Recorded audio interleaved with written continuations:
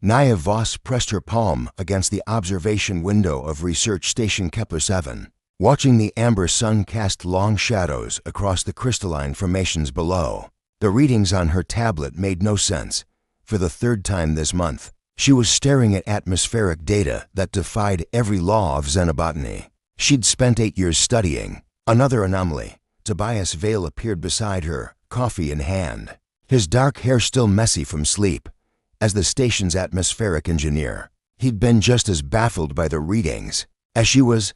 "Look at this," Naya said, holding up her tablet. The holographic display showed oxygen levels that had increased by 12% in just 6 months.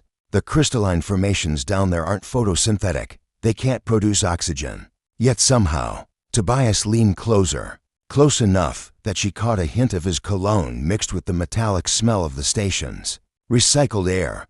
The oxygen is definitely coming from somewhere. Our sensors aren't malfunctioning.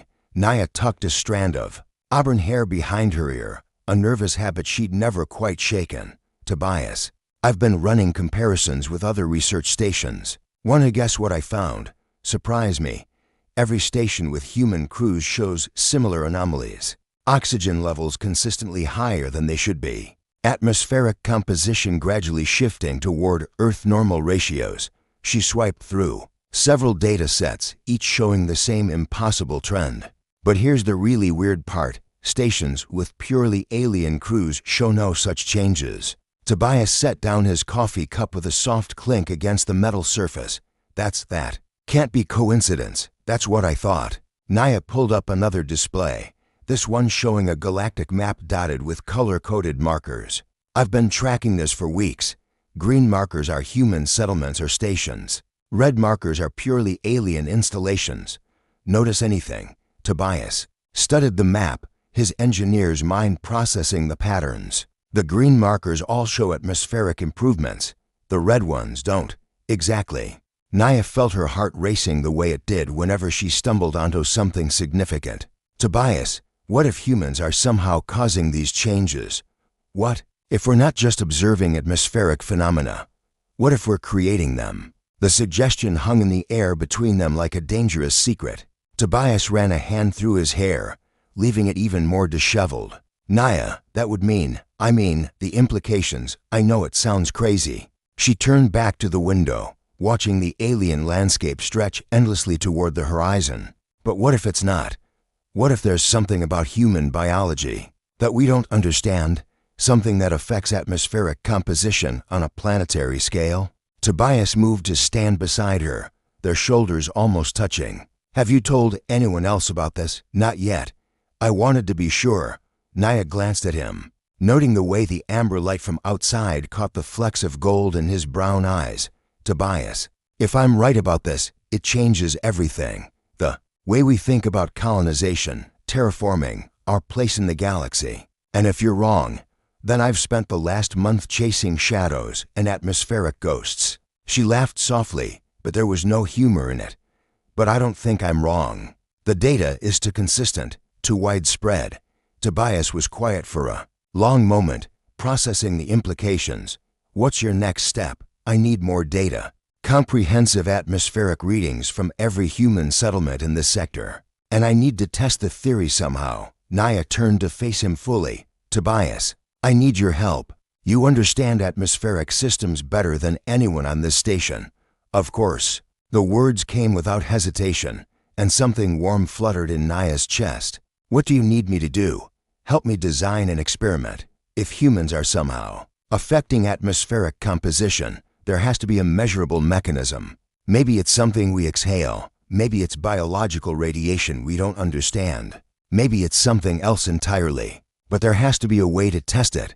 Tobias nodded slowly. "We could start with the station's internal atmosphere. Compare sectors with high human occupancy to areas that are mostly automated. If your theory is correct, we should see measurable differences." "Brilliant." Naya felt a surge of excitement. "And we could extend that to the planet's surface. Compare atmospheric readings near our research outposts to readings from uninhabited areas." "This is going to take weeks of data collection," Tobias warned. "Maybe months, I know." Naya met his gaze steadily. "Are you willing to commit to that? This could be nothing." It could be a wild theory that leads nowhere. Tobias smiled, the first genuine smile she'd seen from him all day. Naya, if you're right about this, we'll be part of the most important discovery in human history. If you're wrong, we'll have spent a few months working closely together on cutting-edge atmospheric research. Either way, I can't think of anything I'd rather be doing. Heat rose in Naya's cheeks, and she hoped the amber light from outside would hide her blush. Thank you.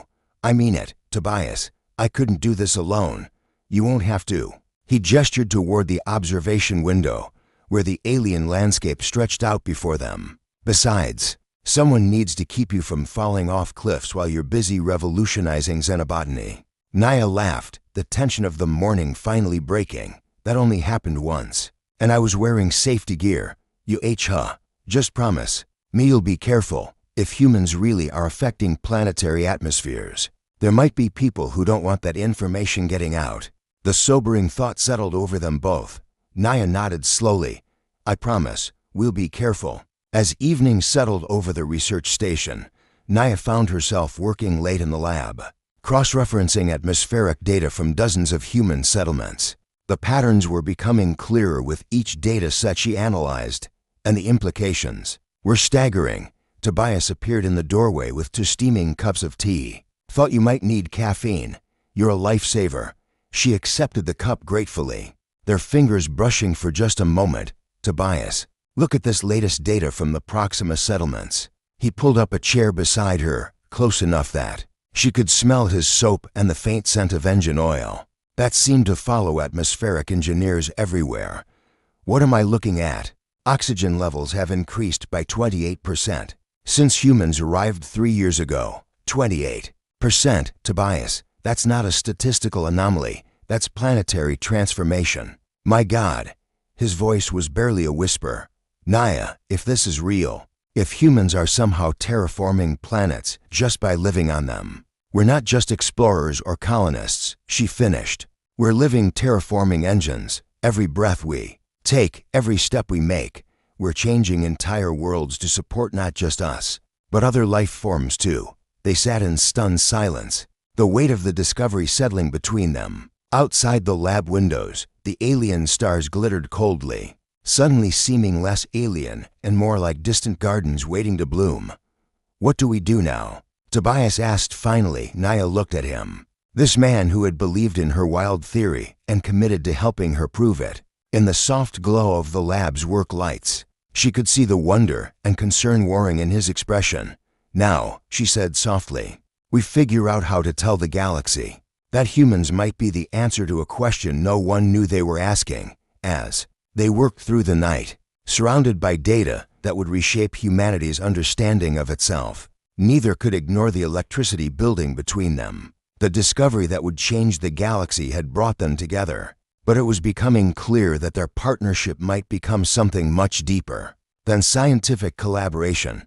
The universe, it seemed, had given humanity an extraordinary gift, and in seeking to understand that gift, two hearts had found each other among the stars. Joran Cade had always been good with numbers. They spoke to him in ways that people rarely did, revealing patterns and truths hidden beneath the surface of raw data.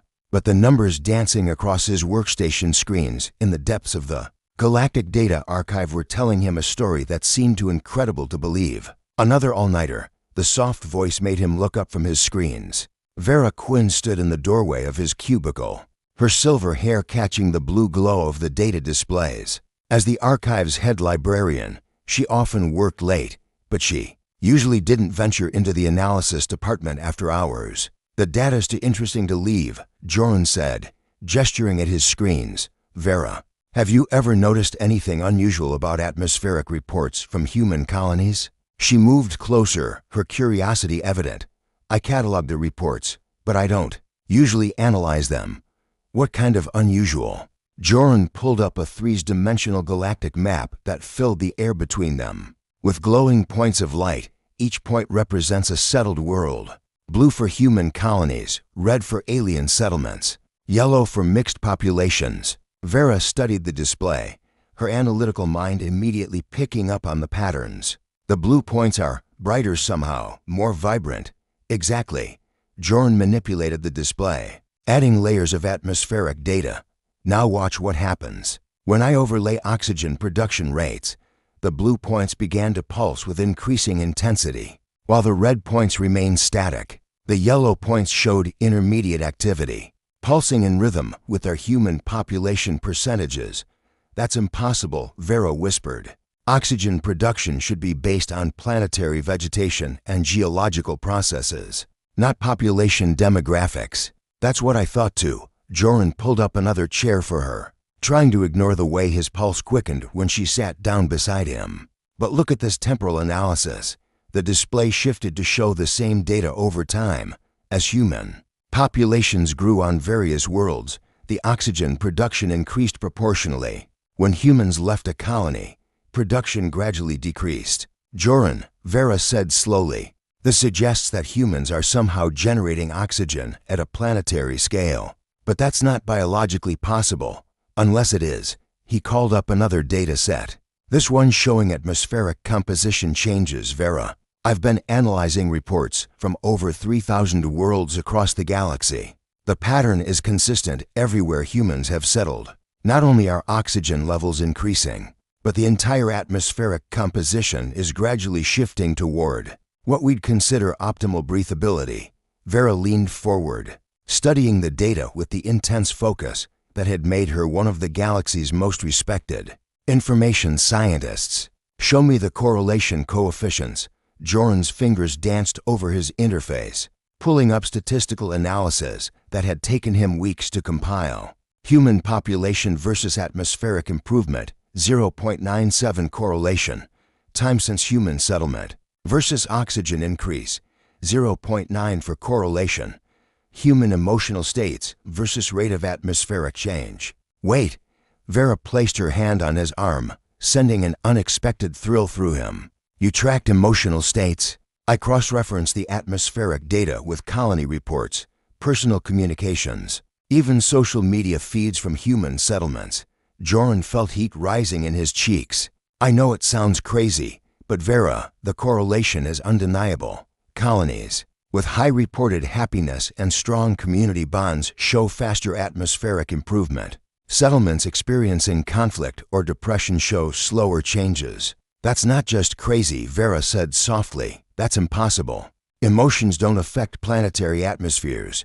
Maybe they do for humans. Joran pulled up a specific case study. Look at New Eden in the Centauri cluster. 6 months ago, they were struggling with supply shortages and social tensions. Atmospheric improvement had slowed to almost nothing. Then they received a shipment of medical supplies and resolved their conflicts. Look what happened to their oxygen levels. The graph showed a dramatic spike in atmospheric improvement coinciding exactly with the resolution of the colony's problems. It's like the planet was responding to the emotional health of the human population, Vera said, wonder creeping into her voice. That's exactly what it's like. Joran turned to face her fully, noting how the data displays painted shifting patterns of blue light across her features. Vera, what if humans aren't just colonizing planets? What if we're somehow bonding with them, creating a symbiotic relationship that transforms entire worlds? The implications hung between them like a secret too vast to comprehend. Vera was quiet for a long moment, her mind processing the data with the same careful precision she brought to cataloging the galaxy's knowledge. If this is real, she said finally, it means humans are walking terraforming machines. Every human settlement becomes a node of atmospheric transformation. And it's not just oxygen. Joran added, calling up additional data streams, temperature regulation, humidity levels, even trace gases that support complex ecosystems.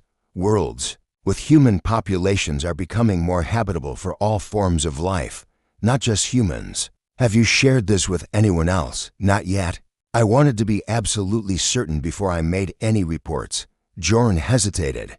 Vera, this kind of discovery could change everything. The way the galaxy views humans, the politics of colonization, even the fundamental understanding of what it means to be human. She reached out and touched his hand, her fingers warm against his skin. Joran, this is incredible work. The level of analysis, the breadth of data you've compiled, it's remarkable. I couldn't have done it without access to the archive's databases, he said. Your cataloging system made it possible to cross-reference data from thousands of worlds. We made it possible, she corrected gently. This was a collaboration, even if I didn't know it at the time. They sat in comfortable silence, surrounded by the soft hum of data processors and the gentle glow of information made visible. Joran found himself studying Vera's profile as she continued to examine his findings, noting the way she unconsciously tucked her hair behind her ear when she was concentrating. There's something else, he said quietly. The data suggests that the effect might be amplified by emotional connections between humans.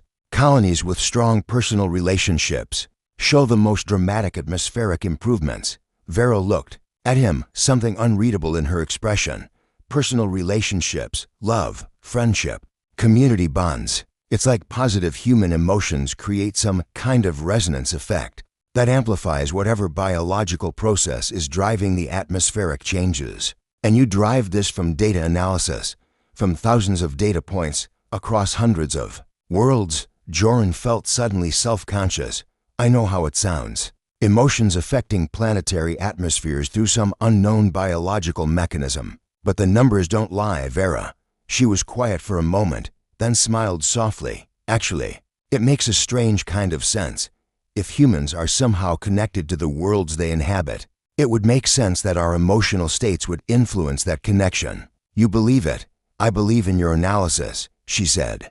And I believe that the universe is stranger and more wonderful than we usually give it credit for.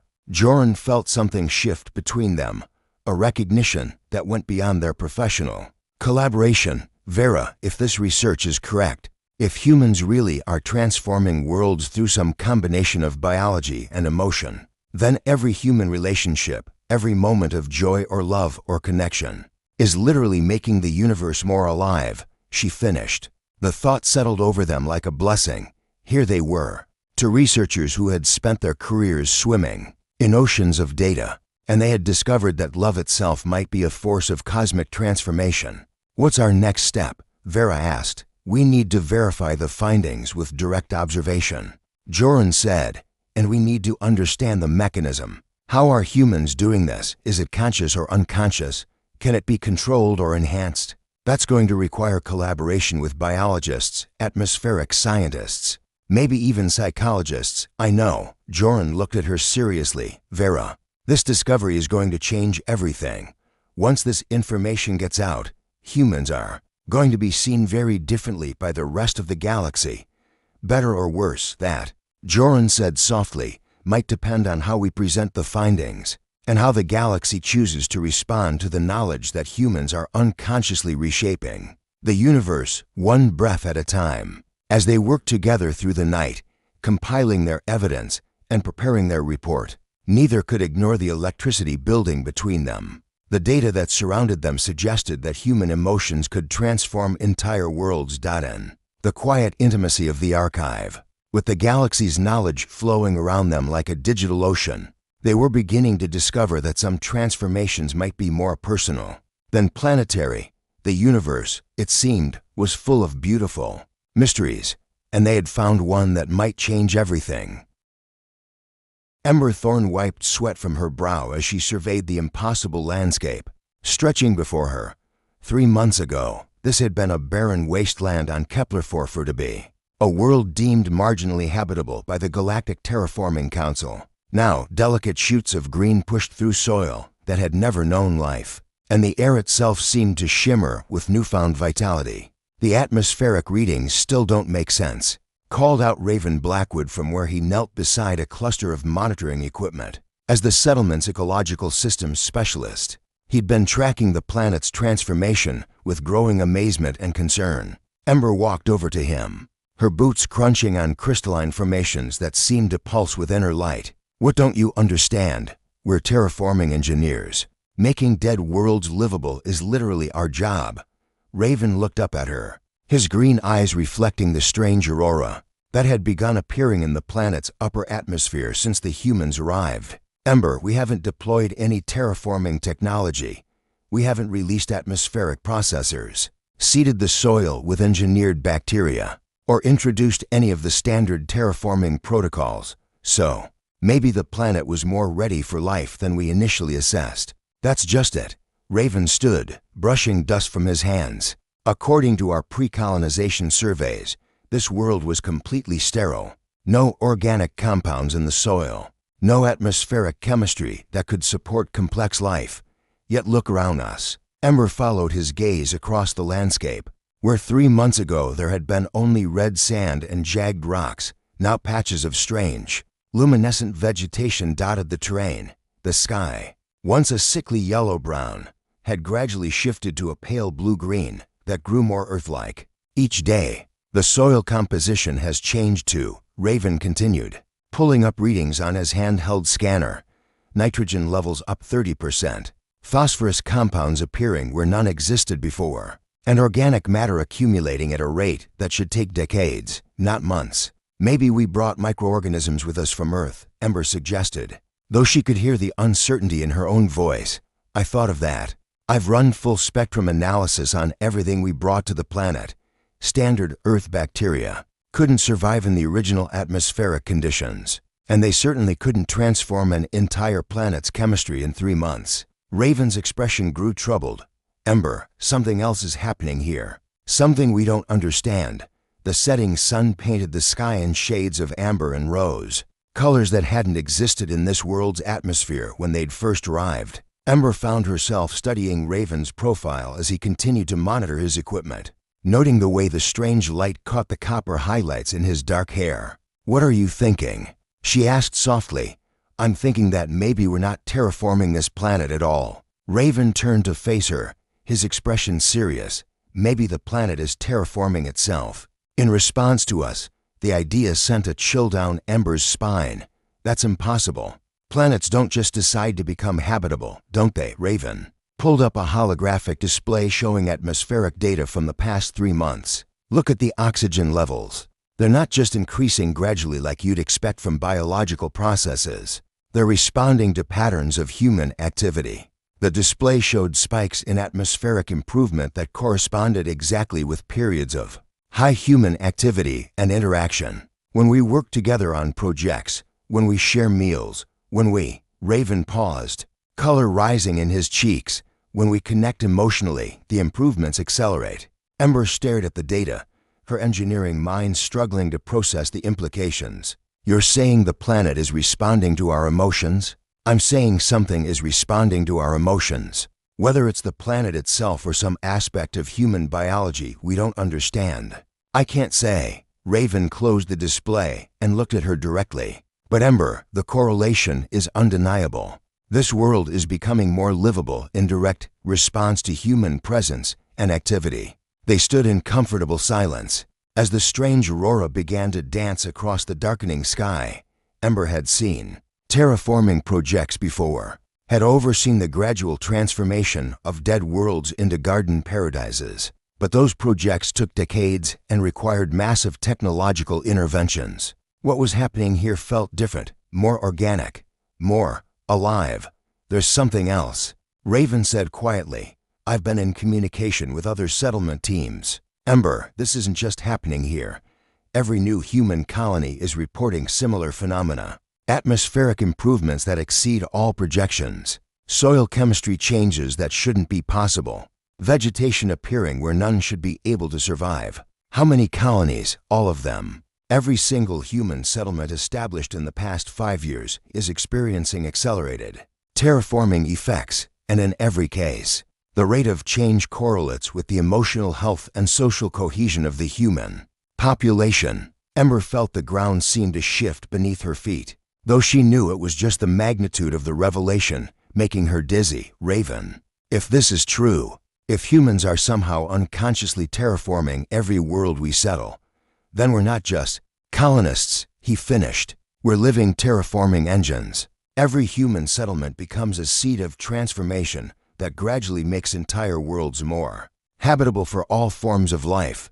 The aurora overhead intensified, painting their faces in shifting patterns of green and gold. Ember found herself stepping closer to Raven, drawn by something she couldn't quite name. "How is that possible? What could humans have that no other species possesses?" I don't know, Raven admitted, but I have a theory. What if it's connected to our evolutionary history? Earth was a remarkably hostile world compared to most inhabited planets. Extreme weather, seismic activity, atmospheric changes. Maybe humans evolved some kind of symbiotic relationship with planetary systems, a biological mechanism that helps us adapt worlds to support life. And the emotional component, Raven's gaze met hers, and she felt something electric pass between them. Maybe the mechanism is triggered or amplified by positive human emotions. Love, joy, connection, hope. Maybe when humans are happy and bonded together, we unconsciously create some kind of resonance field that encourages life to flourish. The idea was so beautiful and strange that Ember felt tears prick her eyes. So every time humans fall in love, every time we build communities and create bonds, we're literally making the universe more alive, Raven said softly. They were standing very close now, close enough that Ember could see the flecks of gold in his green eyes, could feel the warmth radiating from his body in the cooling evening air. The aurora danced above them like a cosmic celebration, and she suddenly understood that what was happening between them was part of something much larger. Raven, she whispered, if your theory is correct, then what we're feeling right now is part of the process. He finished, his voice rough with emotion. Every connection we make, every moment of joy or love or wonder is contributing to the transformation of this world. The realization was overwhelming and beautiful and terrifying all at once. Ember reached out and took his hand, feeling the calluses from years of scientific fieldwork. The warmth of his skin against hers, round them. The luminescent vegetation seemed to pulse more brightly, and she could swear the air itself felt more alive. What do we do with this information? She asked. We verify it. We study it. We try to understand how and why it works. Raven squeezed her hand gently. And then we figure out how to tell the galaxy that humans might be the answer to the greatest challenge facing interstellar civilization, which is how to make the universe a place where life can flourish everywhere, not just on a few rare worlds that happen to have the right conditions. Raven smiled, and in that smile Ember saw hope and wonder and the promise of discoveries yet to come. Ember, if we're right about this, humans aren't just explorers or colonists. We're gardeners on a cosmic scale, unconsciously planting seeds of life wherever we go. As they stood together under the alien aurora, surrounded by a world that was transforming itself in response to their presence, Ember felt the truth of it in her bones. They were part of something magnificent and mysterious, a process that turned dead worlds into gardens and empty space into homes. For countless forms of life, the universe, it seemed, had been waiting for gardeners, and in the most unexpected way possible. Humanity had answered that call. Above them, the aurora danced in patterns that seemed almost like writing, as if the planet itself was trying to tell them something beautiful about the nature of life and love and the endless possibility of transformation. In the morning, they would begin the work of understanding how and why humans could reshape worlds with their very presence. But tonight, under the singing sky of a world reborn, they simply held each other and marveled at the beautiful mystery they had become part of. Zane Rivers had always been good with languages, the subtle inflections that could change meaning entirely, the cultural nuances hidden in grammar structures, the way emotions colored every word spoken or signed or telepathically transmitted across the vast tapestry of galactic civilization. But nothing in his years as a diplomatic translator had prepared him for the challenge of explaining to the Galactic Council that humans might be accidentally terraforming the universe. With their feelings, the atmospheric data is indisputable, he said, standing before the semicircular assembly hall where representatives of 47 different species sat in various states of confusion and concern. His translation neural implant worked overtime, rendering his words into dozens of different communication formats simultaneously. Human settlements are experiencing unprecedented atmospheric improvements that correlate directly with population emotional states. Ambassador Tice of the Aquatic Coalition shifted in her water-filled environment suit, her gill slits fluttering in what Zane recognized as skepticism. Young human, you ask us to believe that your species transforms planetary atmospheres through Feelings, not just feelings, Zane replied carefully. Emotional bonds, social connections, experiences of joy and love and community. The data suggests that positive human emotions somehow amplify whatever biological process is driving these atmospheric changes. A low rumble echoed through the chamber as the crystalline delegates conferred through harmonic resonance. Their translation came through as formal skepticism. This council requires evidence beyond correlation. Causation must be demonstrated. The lights dimmed as Zane activated the holographic projectors. The chamber filled with a three-dimensional display of a small planet, its surface barren and lifeless. This is Kepler-4 for to be as it appeared 6 months ago. Sterile soil, toxic atmosphere, no organic compounds. The display shifted to show the same planet as it appeared now. Patches of vegetation, clear skies, and an aurora dancing across the upper atmosphere. This is the same world today. After establishment of a human research colony, terraforming, technology asked the insectoid delegate from the Hive Collective. None deployed, Zane replied. The only variable was the presence of humans. The changes accelerated during periods of high social interaction among the colonists, community, celebrations, collaborative projects, and romantic partnerships. A ripple of various sounds passed through the assembly as delegates expressed their confusion. In dozens of different ways, if I may, came a new voice from the observer gallery. Zane looked up to see a graceful figure rising from the diplomatic seating area. She was Valish, her skin bearing the distinctive opalescent shimmer of her species, and when she moved, it was like watching liquid starlight flow through space. Council recognizes observer Silly of the Valish Harmony, announced Council Prime, a massive gas giant entity whose consciousness filled the chamber's central atmospheric column. Zane found himself staring as Silly descended to the speaking floor. The Valish were known throughout the galaxy for their ethereal beauty and their ability to perceive emotional resonances across species barriers. But Silly was extraordinary even by Valish standards, her presence seeming to bring a sense of calm to the chaotic chamber. Honored delegates, Silly said, her voice carrying musical harmonics that needed no translation to be understood as beautiful. Perhaps we approach this revelation from the wrong perspective. Instead of focusing on what humans might accidentally do to our worlds, consider what they might intentionally do for our galaxy. She gestured gracefully, and the holographic display shifted to show star charts marking dead and dying worlds throughout local space. The galaxy is full of sterile planets that could support life, but lack the catalyst to begin that transformation. If humans can provide that catalyst, you suggest weaponizing human emotions for terraforming purposes. Ambassador Tice interrupted. I suggest partnering with humanity to heal worlds that have never known life, Silly replied gently. Not exploitation, but collaboration. Humans working alongside other species to create gardens where only wasteland existed before. Zane felt his breath catch as Silly turned her luminous gaze toward him. For a moment, the vast chamber seemed to fade away, leaving only the two of them connected by something he couldn't name. Translator Rivers, she continued, your species speaks of love as the driving force behind these atmospheric changes. The Valish understand emotional resonance, perhaps better than any other species in the galaxy. We would be honored to work with humanity to understand this phenomenon more deeply. That would be incredible, Zane managed, trying to maintain his professional composure despite the way Silly's presence seemed to make the air itself shimmer with possibility. Council Prime's massive consciousness focused on the interaction between them. Interesting. The air quality in this chamber has improved measurably since observer Silly joined the proceedings. Oxygen levels up 3%, trace toxins neutralized. The effect appears amplified by the emotional connection developing between you and the Valish observer.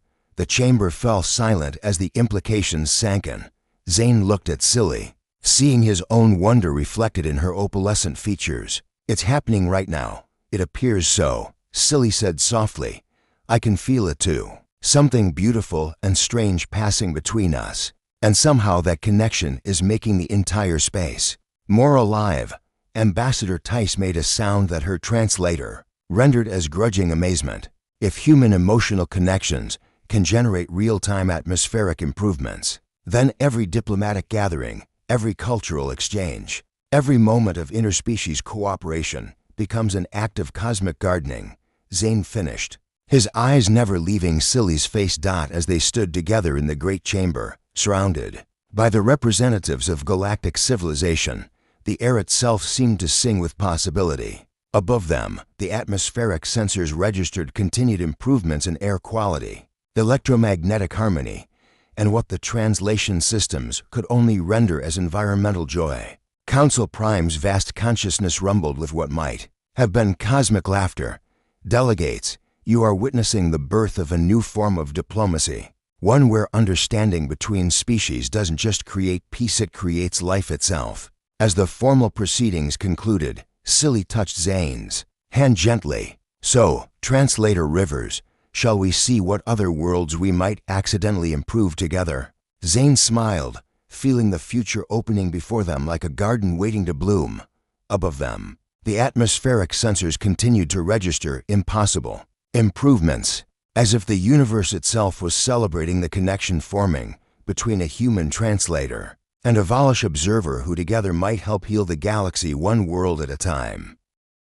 Luna Cross had always believed that love could change the world. She just never expected it to be literally true. Standing on the observation deck of New Harmony Station, she watched the swirling blue-green atmosphere of Kepler 450 to see through reinforced Transparistelle, her tablet displaying atmospheric readings that still seemed impossible despite 3 months of consistent data. The planet below had been a barren, toxic wasteland when the first human settlers arrived 2 years ago. Now it looked like something from a terraforming success story that should have taken decades to achieve.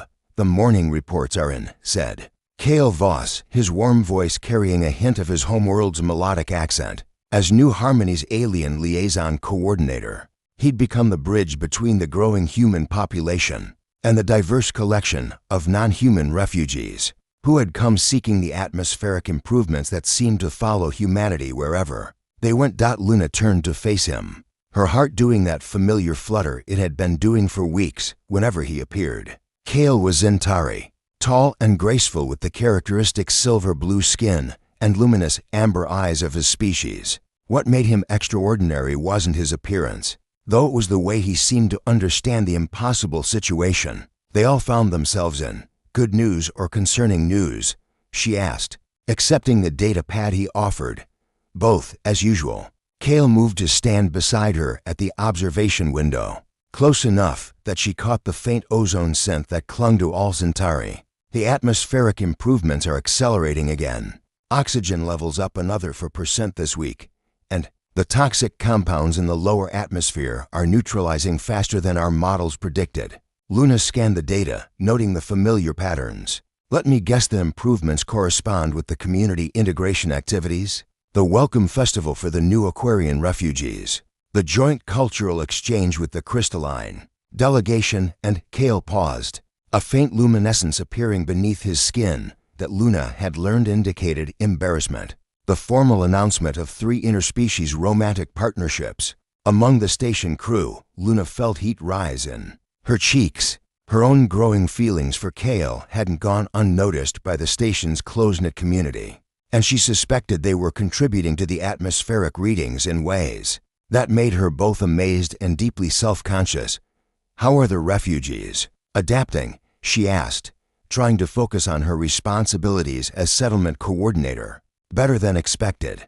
The Aquarians say the water quality in their habitation modules has improved since arriving here. The crystalline delegation reports that the electromagnetic fields are more harmonious than on any space station they've visited, and the gaseous collective representatives claim the atmosphere feels more alive than their home world. Luna shook her head in wonder. 6 months ago, we thought we were just establishing another frontier settlement. Now we're accidentally running the galaxy's most effective refugee resettlement program. Not accidentally, Cale said gently. Luna, what's happening here isn't random. You've created something remarkable, a community where different species don't just coexist, they thrive together. The atmospheric improvements are just a reflection of the social harmony you've fostered. The compliment made Luna's chest warm, but she couldn't shake her concerns. Kale, we still don't understand how this works. What if we're somehow harming the planet without realizing it?